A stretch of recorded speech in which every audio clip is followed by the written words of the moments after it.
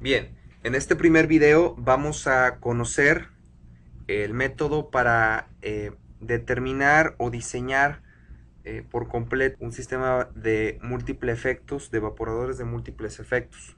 ¿Sí? Este método es aplicado a cualquier esquema de evaporadores, ¿sí? Ya sea evaporadores de alimentación o evaporación inversa, ¿sí? O en los casos de también evaporadores en paralelo. ¿Sí? Vamos a ver, este primer caso está aplicado a evaporador, a un sistema triple efecto, ¿sí? Es un sistema triple efecto con alimentación directa. Aquí pues entonces eh, tenemos nosotros que es un sistema de evaporación de triple efecto. Son tres evaporadores, ¿sí? Y se quiere concentrar desde 10 hasta 50% en peso. ¿Sí? Nosotros cuando se nos plantea el caso del diseño de un evaporador, estos parámetros son comúnmente conocidos, o sea, sabemos a dónde, desde qué concentración hasta qué concentración queremos llegar. Es algo que es comúnmente conocido. ¿Sí? Otro dato que nos dan nos dice, hay una elevación del punto de ebullición para las soluciones. Es decir, que no se va, el punto de ebullición no va a ser igual a la temperatura de saturación del líquido, sino va a haber una pequeña, a la temperatura de evaporación del solvente, de este caso, que comúnmente es agua. En este caso estamos hablando de una solución acuosa de azúcar. Pues aquí nos da entonces esta relación y que está en función de la concentración en peso, ¿sí? De la concentración en peso de la solución. Esto lo vamos a aplicar a cada uno de los evaporadores en su solución concentrada, ¿sí? Bien, donde X es la fracción en peso, ¿sí? Del azúcar en cualquier solución, ¿sí? Bien, se va a usar como vapor primario, recuerden, vapor primario es el que entra al primer evaporador, se va a usar como vapor de agua saturado, un vapor que tiene 205.5 kilopascales, ¿sí? De presión absoluta. Este va a ser el vapor que entra al primer evaporador, es el vapor primario o el vapor madre, de donde nace todo lo demás, ¿sí? Bien, después de eso, bueno, aquí ya el autor determina la temperatura de saturación que corresponde a esta presión para el vapor primario, que es 121.1 grados centígrados, ¿sí? Nos dan también la presión de operación en el tercer efecto, la presión en el espacio de vacío, ¿sí? O presión de operación, ¿sí? En el tercer efecto, el cual es 137, perdón, 13.7 kilopascales. Esta presión, ¿sí? Esta presión, como es el tercer evaporador y es el que está más cerca de la bomba de vacío, que es la que jala y succiona los vapores a lo largo de todo el tren de evaporación, ¿sí? Pues esta comúnmente podemos despreciar, ¿sí? Este es un valor que también es muy comúnmente conocido, ¿no? ¿Por qué? Porque como es el tercer evaporador, es el que está más cercano a la bomba de vacío, a la succión de vacío, ¿sí? Entonces, este evaporador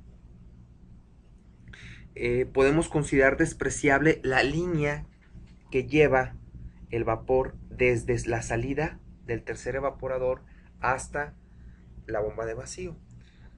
Por lo tanto, esta es la presión en la succión de la bomba de vacío. Es un dato que podemos obtener de la hoja de datos del manual de la bomba de vacío que vamos a usar en un sistema, de evaporación. ¿Sí? Otro de los datos que también comúnmente conocemos o que pues es lógico que nos tiene que dar es la alimentación que va a entrar al evaporador, ¿sí? En este caso es una alimentación directa, por lo tanto esta entra al primer evaporador. En una retroalimentación, en una alimentación inversa, pues entra en el último, ¿no? En este caso entra en el primero porque es una alimentación directa, ¿sí? Entran entonces 22.680 kilogramos por hora de una alimentación de solución acuosa de azúcar con 10% de soluto entra a 26.7 grados centígrados, ¿sí? Nos dan también otro dato que es la capacidad calorífica.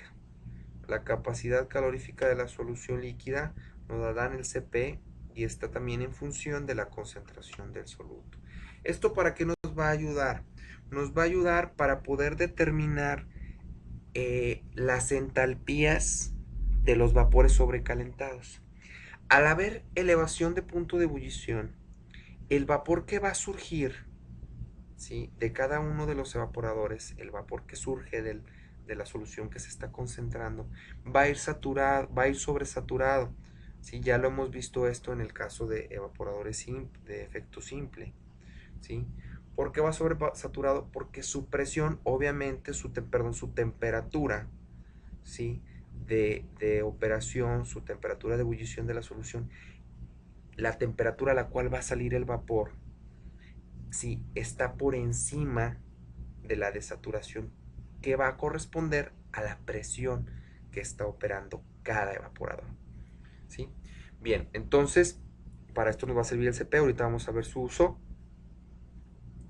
Después vemos, se considera un calor de dilución despreciable. Comúnmente en soluciones orgánicas, en este caso la azúcar, la glucosa o algunas soluciones orgánicas, los calores de dilución son despreciables, comúnmente son mucho más fuertes en soluciones inorgánicas, ¿sí? Pero va a haber casos en que sea orgánico o no, pues no hay que considerar no hay que considerarlo despreciable, ¿no? También otro de los datos que nos dan, pues nos arrojan que, pues bueno, hay coeficientes de transferencia de calor para los diferentes evaporadores. Nos dan una U de transferencia de 3123, de 1987 y de 1136. ¿De dónde determinamos estos coeficientes? Vamos a ver una presentación en donde vamos a ver cómo determinamos estos coeficientes para cada evaporador. Ustedes saben que estos coeficientes de transferencia tienen un sinfín de variables de origen, ¿sí?, coeficientes de convección, etcétera. Aquí no vamos a tocar eso, aquí estamos tocando ya el diseño, considerando que conocemos estos valores de U de transferencia, de coeficientes de transferencia, ¿sí? Entonces tenemos los coeficientes para cada uno de los evaporadores. ¿Qué vamos a determinar?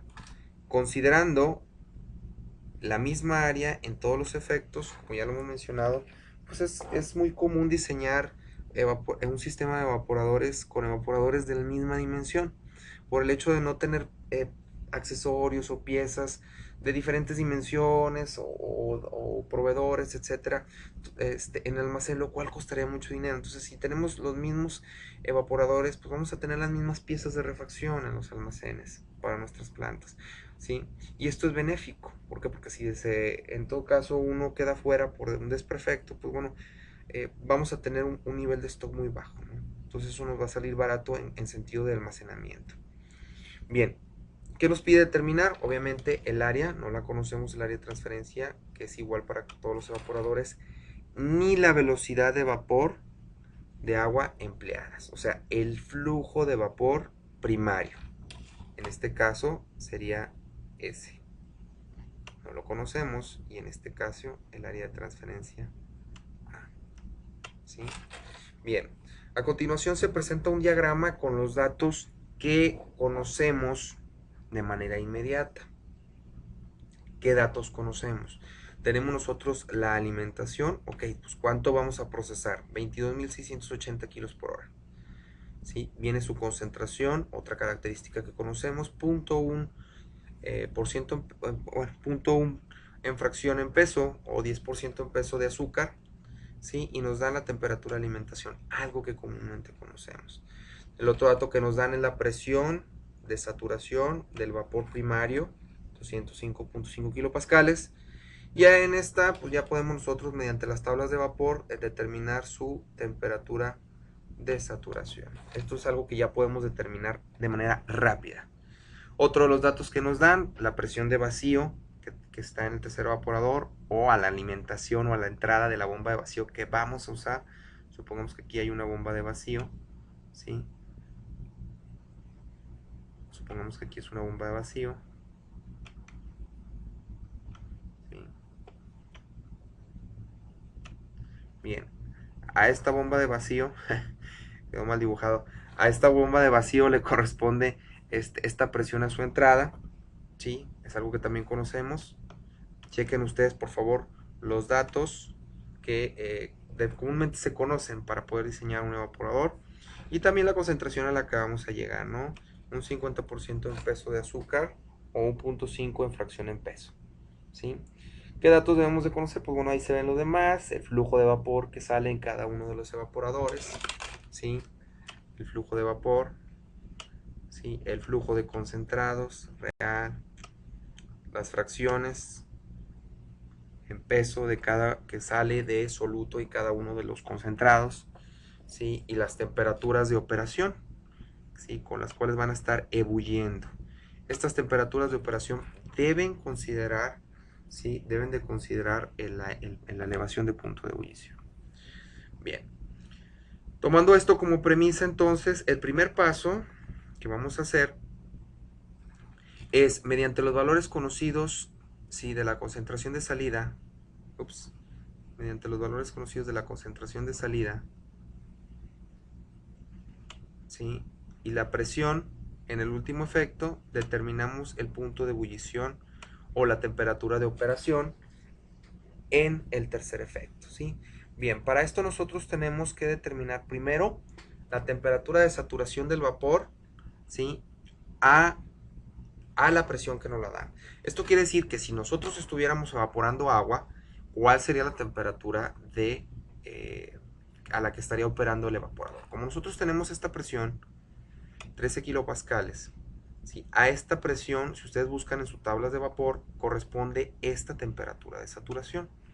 Que esta temperatura, ¿sí? Es, como les menciono, si fuera agua pura, esta sería la temperatura de operación. Pero como es una solución que tiene azúcar, y nos dan ahí la relación de cómo determinar la elevación del punto de ebullición, bien, en función a la concentración en peso, ¿sí? Para el evaporador 3 nosotros sabemos que la concentración en peso o la fracción en peso del soluto a la salida del concentrado 3 es 0.5, es lo que vamos a obtener en el concentrado. Entonces, sustituyendo este 0.5 en esta relación, nosotros tenemos que la elevación de punto de ebullición es 2.44. Por lo tanto, sumando, ¿sí? Nosotros sabemos que la temperatura, ¿sí? De saturación, como si fuera agua, ¿sí? En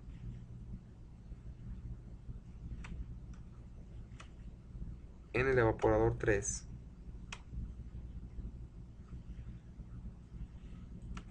más el EP nos da la temperatura de operación en dicho evaporador. En este caso sería 51.67 y 2.44. Por ahí puede aparecer ciertas diferencias por las tablas de vapor que estemos usando, ¿sí? Pueden aparecer a veces unos valores en la misma interacción, ¿sí? que estemos haciendo para encontrar el valor, porque pues bueno, es una presión que pudiera no venir exacta en las tablas, pues bueno, puede haber algo de diferencia, ¿no? Pero está en el orden de los 51.67 grados. Entonces nos da, en este caso, usando esto, considerando las tablas del libro de transferencia de fenómenos de transporte y transferencia de Jankopoulos, nos da un total de 54.11 la temperatura en el tercer efecto. El paso 2, ahora sí, mediante un balance de masa global, se determina la cantidad total que se evapora en los tres efectos, ¿sí? Este total se prorratea entre los tres efectos. ¿Qué significa? Se divide entre los tres. Si hubieran sido dos efectos, pues se dividiría entre los dos. Es decir, se divide entre el número de efectos totales, ¿sí? Y se calcula la concentración de cada uno de ellos considerando esta premisa. Esto no quiere decir que en los tres efectos vaya a salir la misma cantidad de vapor. No. Simplemente es un primer ejercicio para empezar a hacer la primera interacción, ¿sí? Y después ajustar. Aplicamos entonces un balance global. Yo tengo que, si considero estos evaporadores, estos tres evaporadores, si los considero como uno solo, ¿sí? Si los considero como un solo, digamos como una caja negra, vamos a decirlo, un evaporador solo, ¿sí? Pues bueno, yo tengo un balance general de estos tres, ¿no? Tengo una entrada a los tres evaporadores como si fuera un solo y una salida de concentrado y una salida de vapor que sería la salida de los tres, ¿verdad? Tanto lo que se produce en uno, dos o en el tercer efecto. Sería un vapor total, sería igual a V1, el vapor que sale en el primer efecto, más el vapor en el segundo, más el vapor en el tercero.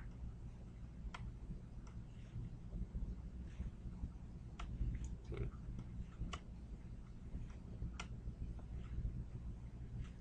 Bien, considerando esto, entonces, yo tengo que la alimentación es igual a lo que sale en el concentrado 3, que si ustedes observan, es el único que sale como concentrado. Los demás se alojan en el sistema. Este es el único que sale. ¿Sí? Este es el único que sale.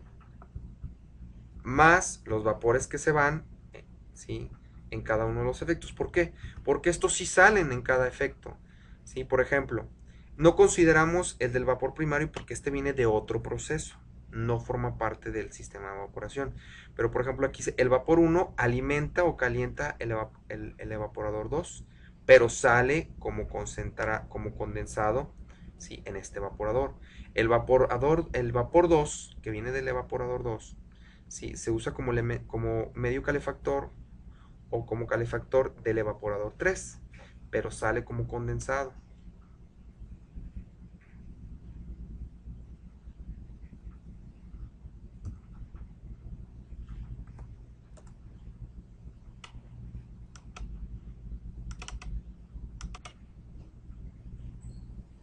Pero sale como condensado, ¿sí? Eh, entonces, haciendo un balance general, así nos quedaría el balance de masas de los tres evaporadores. Nosotros tenemos también un balance de soluto, ¿sí? Este es el balance de soluto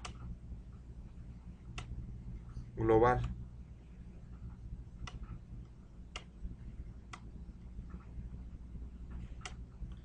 En este balance de soluto,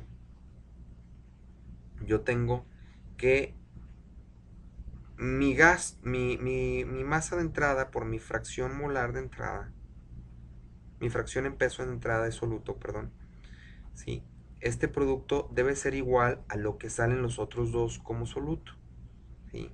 Este es el concentrado por la fracción en peso final que sale en el concentrado, más el vapor por su concentrado, por su concentración de soluto. De antemano sabemos que estos pues, no traen soluto los vapores que salen, ¿verdad? Entonces todo se va en el concentrado. Entonces mediante este balance yo puedo determinar, ¿sí? El concentrado que sale, ¿sí? En los evaporadores. Esto es 4536, ¿sí? Bien, ya una vez que tengo esto, ahora sí hago la siguiente parte. Le resto a 22.680, ¿sí? Le resto la cantidad de concentrado que va a salir y el resultado es 18.144. ¿Esto qué quiere decir? Que este va a ser el volumen total, el vapor total, lo que sale en los tres evaporadores. ¿Sí? Este es el vapor total y es igual a la suma de los tres vapores que salen en los tres efectos. ¿Sí? Entonces, aquí la parte de prorratear significa como primera interacción vamos a dividir este vapor total entre el número de evaporadores que existe. ¿Sí? Esto es igual a dividir el vapor total entre 3, que son 3 efectos, ¿verdad? Su sistema de 3 efectos. ¿Sí? Bien. Ya una vez que prorrateamos y lo dividimos entre 3, pues obviamente tanto el vapor del efecto 1, el vapor del efecto 2 y del efecto 3 son la misma cantidad, ¿no? 6048. ¿Sí? 6048. Entonces, ahora sí aplicamos un balance en cada uno de los efectos. ¿Sí? Yo tengo que al primer efecto tengo una alimentación 22.680, ¿sí? Y esa alimentación se va a ir una parte como vapor y otra parte como concentrado. Le pongo el subíndice 1 para distinguir que es del efecto 1. Entonces, como ya prorrateé, como ya sé, como primer ejercicio sé o considero que el vapor que sale es 6.648 de la división del vapor total entre 3.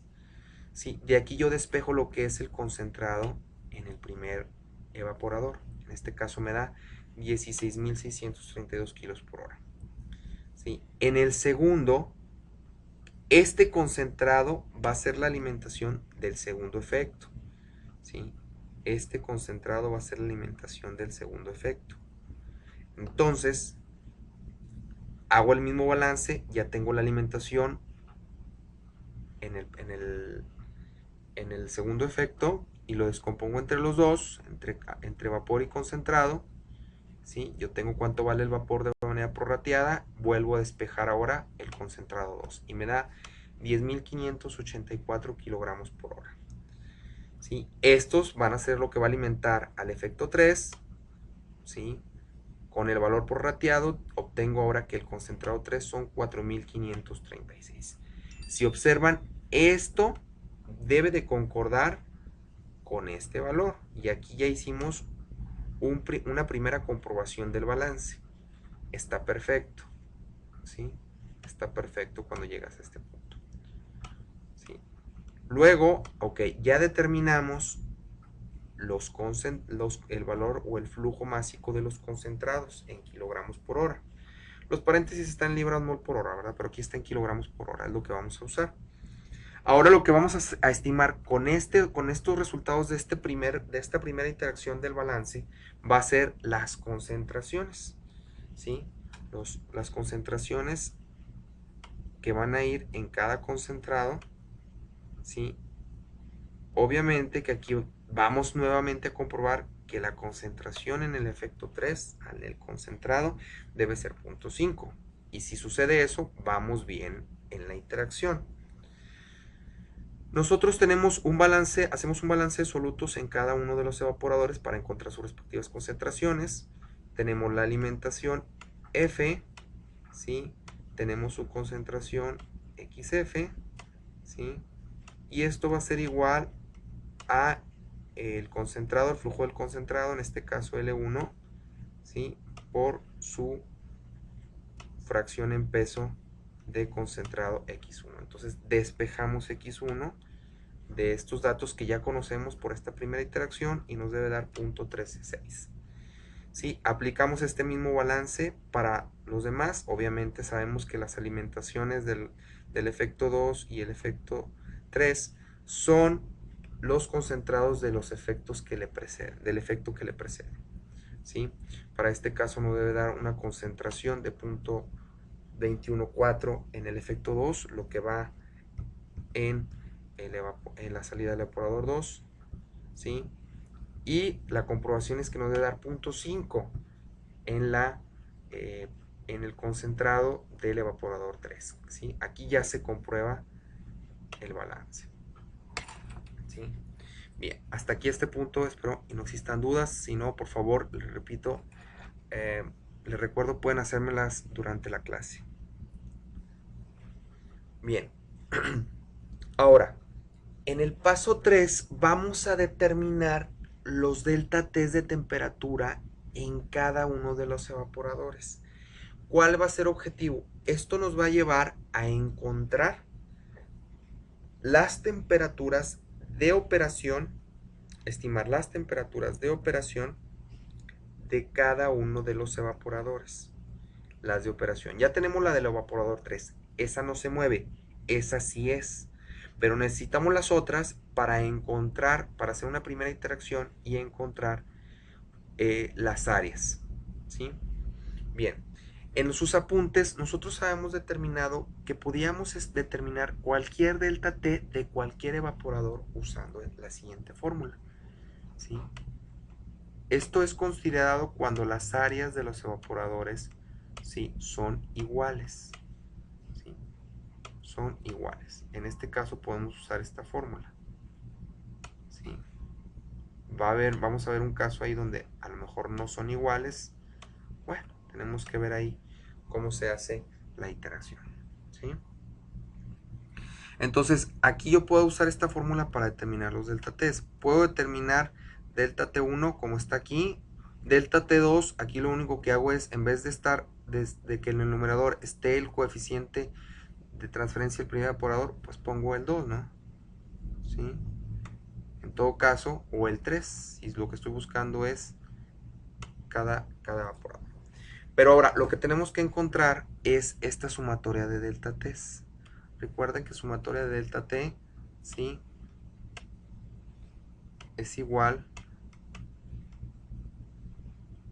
a delta t1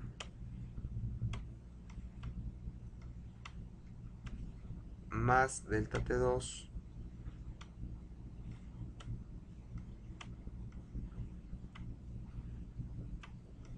más el tercero.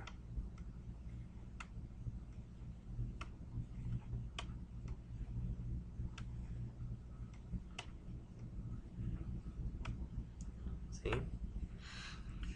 Bien, pero para ello, aquí vamos a hacer, nosotros también sabemos que este es igual a la temperatura de saturación, ¿sí?, del vapor primario TS. Aquí el autor le pone 1, ¿verdad? ¿Sí? La verdad es que no es 1, es TS. Vamos a eliminar nosotros TS menos la temperatura de operación del tercer efecto, la cual ya conocemos. Esa ya está dada, ¿sí? Esa ya está dada y así va a quedar, ¿no? Ya no interviene en la iteración, ¿sí? Bien, entonces, considerando esto, vamos a calcular los puntos las elevaciones de punto de ebullición primero en cada uno de los efectos, que vamos a usar las fracciones en peso eh, de azúcar que ya estimamos en el paso anterior. Las usamos para calcular cada uno de las elevaciones de punto de ebullición en cada uno de los evaporadores, ¿sí? Aquí nos da .36, .65, 2.45 para 1, 2 y 3 efectos, ¿sí? Lo pueden checar por favor con su calculadora. Luego, bien, entonces como íbamos diciendo, tenemos que calcular entonces primero la elevación de punto de ebullición, porque este lo vamos a sacar, lo vamos a usar para determinar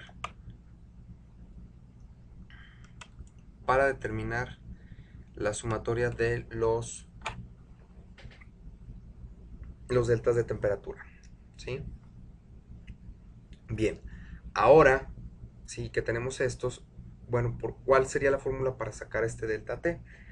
Nosotros tenemos entonces que sería la temperatura de alimentación del vapor primario menos la temperatura de saturación, no la de operación, de saturación, ¿sí? Que corresponde a la presión de operación del operador 3, del evaporador 3 o efecto 3, menos la sumatoria de los incrementos de temperatura. ¿De dónde se deduce esta ecuación? ¿Sí?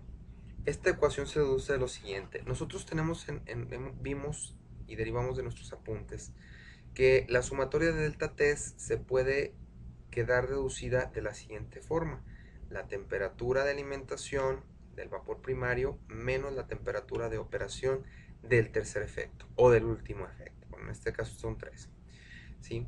Entonces, esto es para el caso de un proceso sin EPES, sin elevaciones del punto de ebullición, ¿sí? Donde van a salir puros vapores saturados, donde no hay incrementos en las temperaturas de ebullición, porque no influye el soluto en la variación de la temperatura de ebullición. Pero en este caso, pues sí hay un EPE, sí hay elevación de punto de ebullición, ¿no? Entonces, en este caso, volvemos a su definición básica, ¿sí? La sumatoria de delta T es igual a al delta T1 más delta T2 más delta T3 para los tres efectos.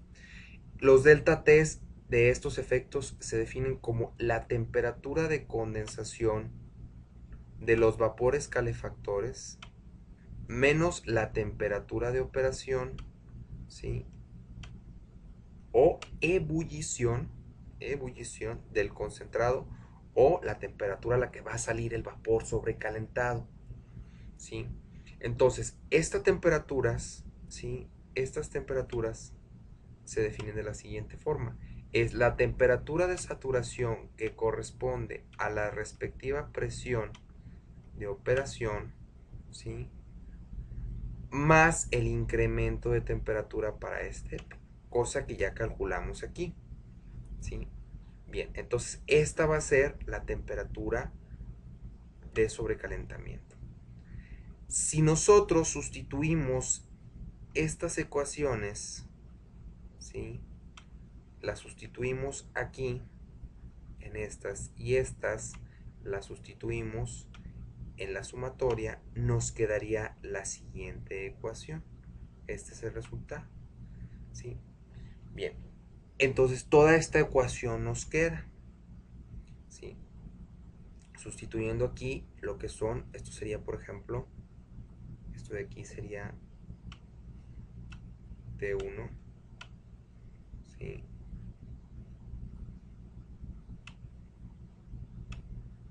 T2,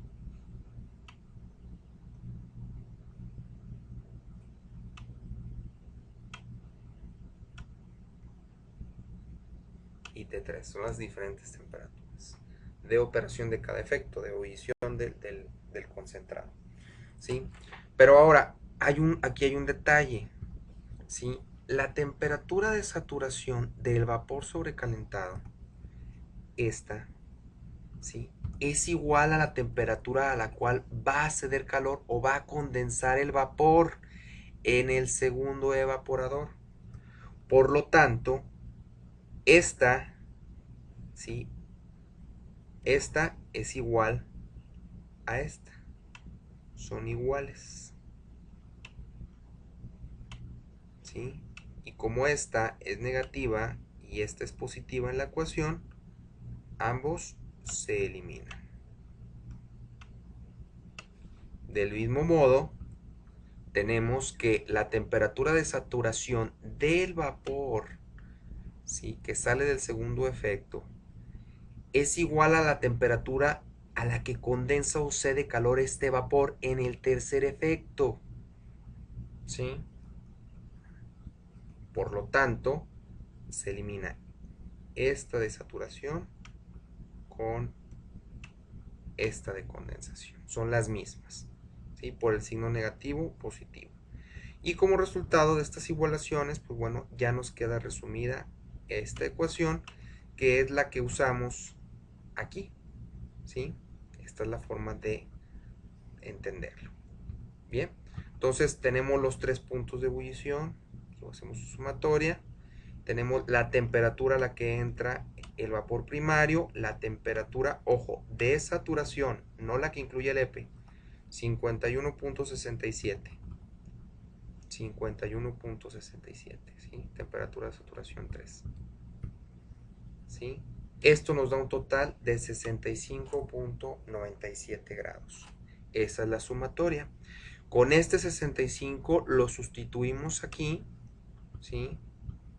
Lo sustituimos aquí y podemos obtener con los coeficientes de transferencia respectivos 1, coeficiente U2, coeficiente U3, obtenemos los diferentes delta T de temperatura.